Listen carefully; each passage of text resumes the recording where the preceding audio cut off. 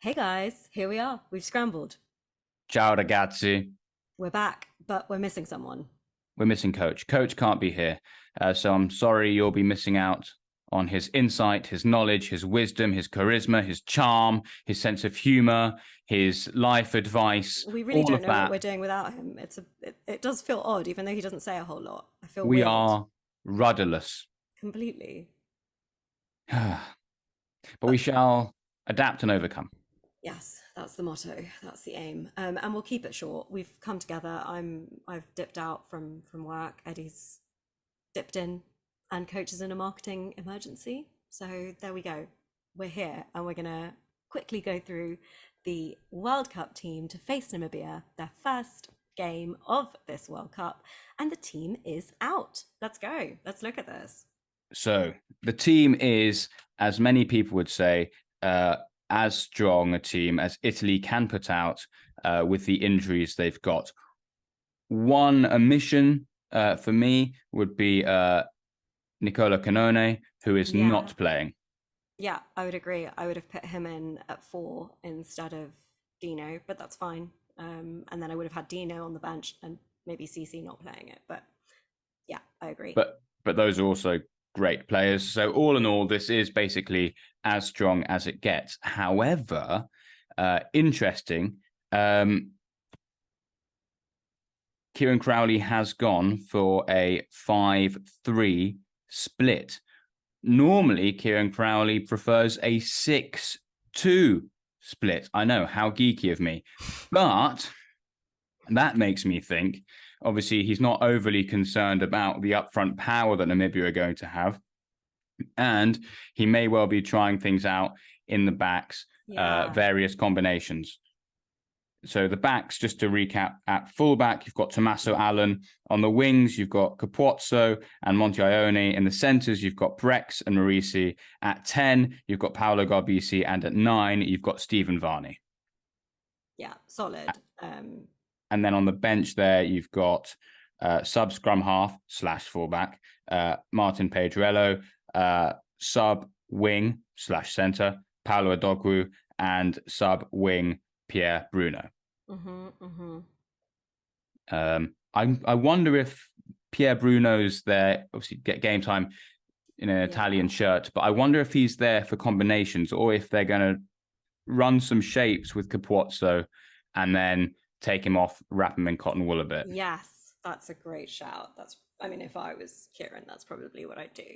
Um, yeah, probably maybe even both of them, right? Monty, give him a run around, give Capozzo a run around, and then put Paolo and Bruno on the wings, or maybe Paolo in at center for Marisi. See how that goes. Yeah, but I agree. I think it's a really, really solid squad, and some of our lovely Instagram followers, I posted about the team, just saying how we're feeling about this, and a couple of people have said, and I completely agree, that we it's good that we aren't underestimating Namibia. So Nico has said, Nico Dvlers, confident, top picks, good to see we aren't underestimating Namibia, Forza Azzurri. And I agree. And I don't know if you saw the other day, I also reshared a comment that Tommy Allen made, which was respect everyone, fear nobody. And I think Mm, that's a great sentiment going into these first two games, and certainly this first game. Respect ex- them. exactly. Italy did play Namibia in the last World Cup. The exact score escapes me, but it was about 40-20, Yeah, thereabouts. I'd expect a better score than that this year from this Italian side. yeah. 5 of those players from when they played Namibia 4 years ago are in this squad. Um, In this starting squad, yeah, the team that's yeah, been picked. so make of it, it's still a young team though. Make of that what you will. But yeah, I Uh, had a moment when the team came out, sorry to interrupt you, where I was like, oh, I mean, this looks great. And then I remembered that obviously in 2019, we also played Namibia. And I suddenly thought, Brex, who basically you can't not have Brex on an Italy team now. Um, I had a complete mind lapse where I couldn't remember if he played in 2019. And of course he didn't. Brex didn't exist in 2019. So how hmm. amazing is that? That, these people that we now are completely used to seeing playing for Italy. were not around, and now they're so strong and so vital. Exactly. And obviously, Tommaso Allen's had a big change as well from then. Mm-hmm. Fullback. Against Japan, that back three of Allen, Capozzo, and Ione really came into its own. We said it after Japan. We were like, do you know what? That might be the strongest back three. And I look at it now and I think that is the strongest back three, because you want Tommy Allen on the pitch to kick the conversions. But also he's a distributor. And if you put Lightning outside him on either side, he can put them in. He will put them in. He was putting people in at Harlequins. He could put people in for Italy, and he showed that he can do that. And he's also great under the high ball now. And him being at fullback is working really, really well. And it gives Garbisi a bit of breathing space to try and work the magic that he can work. In the forwards, you'll hear a siren right now. No, I can't hear it. Oh, what about now? No, quiet for Brixton. Very quiet. Yeah. Something must be going on. The front rows between the bench and the pitch, it's got, I think, very strong. Fischetti starting at number 1, Nicotera at hooker, Ferrari at tight head. And on the bench there, you've got Fiver covering hooker, Ivan Nema getting some more crucial minutes at loose head, and Marco Riccione of Saracens at tight head. Those six, that's a fantastic six. Second rows, Dino Lam and Federico Ruzza. So the line out should be tidy. And on the bench, we've got David Sisi. And then in the back row, we have Sebastian Negri at 6. He's on fire at the minute. Lamaro, the captain, at 7. Lorenzo Canone at 8. And on the bench, we have Giuliani. My fave. Yeah. Again, looking back, 2019, there were 5 players who played against Namibia in 2019 who are also in this squad now, which were Tommy Allen, Ruzza, Marisi, Ferrari, and Riccione. But Negri, who was at the 2019 World Cup, didn't play in this game, so he wasn't starting. But again, look at his growth over the last 4 years. Yeah. It's been incredible. And there aren't many players in this Italian squad, the overall squad of 33, that have World Cup experience. They're pretty new and fresh. I think about 6 players actually only have World Cup experience. Yeah. So most of them are the ones you just said. In fact, they're all the ones you just said. Well, 6 from this squad. Then you've got like Zani, who was in the World Cup, BG, who was in the previous World Cup. Of course, There's BG. a couple more. Sure. Yeah, it's not many. It's really not many. No. And where do these players play? We've got overridingly 10 from Benetton, no bad thing. 3 from Zebre, so that's 13 from the Italian franchises. We have 3 coming in from the Premiership, 6 plying their trade in the top 14, and then 1 currently without a club, which is Marisi, who was obviously at London Irish and yet to find his feet, but probably thinking that if he has a good World Cup, someone will snap him up. And he's been given a pretty good platform to do that. Yeah, that's a really good point. If he can show his worth in this World Cup, I mean, he seems quite happy with where he's going, but... Rovigo's where they say he's probably going. But I don't know. Maybe if he does really well, he could end up top 14 back in the Premiership. Who knows? So there you have it. That's the Italian side to play Namibia. Italy have a really difficult set of games, a really difficult pool, but the games couldn't be in a better order. Starting off with Namibia, going on against Uruguay. If they get both those games done with a good win, then they know they've qualified for the next World Cup. Mm-hmm. It gives them a lot of time, hopefully sitting at the top of the pool. And then by the time they get to New Zealand and France, they'll know which one they really need to pick off. Yeah. And they'll go into that game first, if not first, second in the pool. So they should feel confident on the back of 4 wins, right in it, ready to get the business done. And you couldn't ask for more than that. No. all eyes. In fact, as far as like the order of the games goes, it's the dream, I think. And I'm sure they'll be watching Friday night's game closer than I will because I'll have to watch it after the opera. But you'll be watching it. I shall be watching it closely. But yeah, it's an incredible development. Hoping for a draw.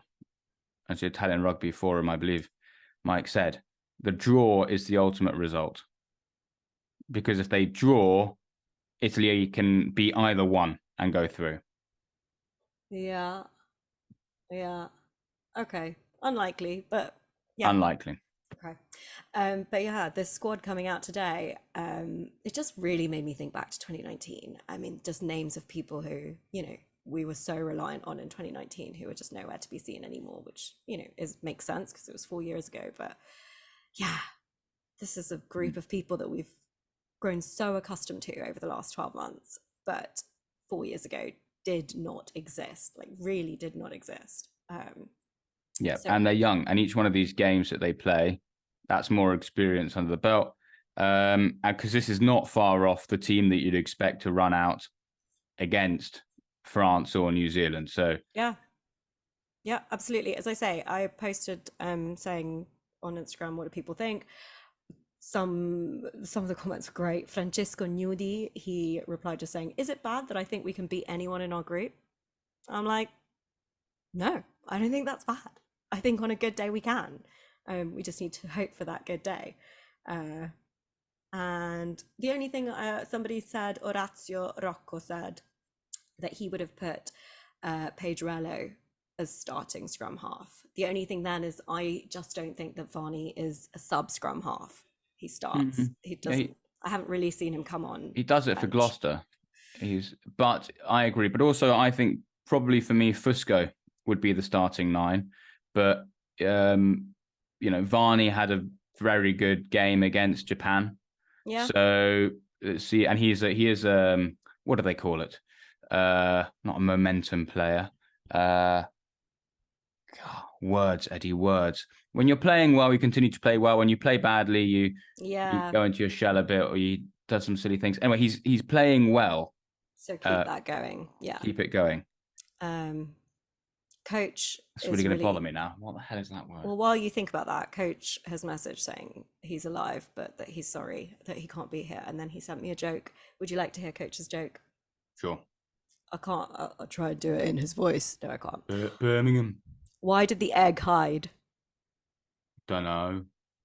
It was a little chicken. Okay. Moving on. He did follow it up by saying, "I'm more of an improv guy." Who does he think he is? Anyway. Right. That's it. I think that's all we really wanted to come on and talk about, right? That's it. I mean, people are talking about rotations, and people are expecting a big rotation in this. To be honest, I understand. But actually, Italy's World Cup is hell-bent on getting out of the group. All right? That's it. They're not thinking about quarterfinals, semi-finals, or finals right now. They don't have to worry about that. So they've only got 4 games to worry about. Yeah. And with quite a big gap between the first 2. So they don't really have to worry too much about these big rotations. How are we going to keep all our players fit? Blah, blah. No, they can put everyone out against Namibia. That's a really good point, actually, because they have got about 10, 11 days between the 2 games. So it's not, 5-6 days that maybe at some point they will have later on. Yeah, they'll probably decide which one of the France and New Zealand game they're targeting them more later. The telephone is ringing. And I'm back. The phone was ringing. Business, money never sleeps. Don't worry, I'm back. Did you get the deal? I got the deal. Get a deal. Just get a deal. I got the deal. Got the deal. But anyway, as we were saying, so the order of the games actually is very good for Italy, and they should be riding high on a huge amount of confidence when they come to the business end of the pool. If they get this beginning bit right. Yeah. And Uruguay are targeting Italy. Italy know Uruguay are targeting them. But then that's also in about 2 weeks from now. So first things first, start with a bang, ruthless, boom, beat Namibia. That's it. That's it. They think it's it. I think it's it. That's it. I got Right. distracted. Anyone listening to this, thank you so much. Please do listen to our recent interview with Andrea Piardi, the Italian referee. Listen to it before the World Cup starts. He's off to the World Cup. It's a great one. If you haven't listened to it already, give it a listen, give it a comment, because we've had loads of great feedback. You don't need to be into Italian rugby to really enjoy that one. Yeah. And tell anyone and everyone about our podcast. This wasn't a full podcast episode. Obviously, this was just a mini preview. But please do tell anyone and everyone. It wasn't a full one because our stalwart was missing. No, we're missing our leader. Our leader. How do we do this without him? I don't know. But there we are. So great, guys. This is it. The next time we'll be recording one will be after Italy's first World Cup game. I'm so excited. Well, indeed. We'll see you Let's then. go. Forza Insieme. Azzurri. Ciao. Ciao a tutti. Rate us, like us. Please keep listening to us.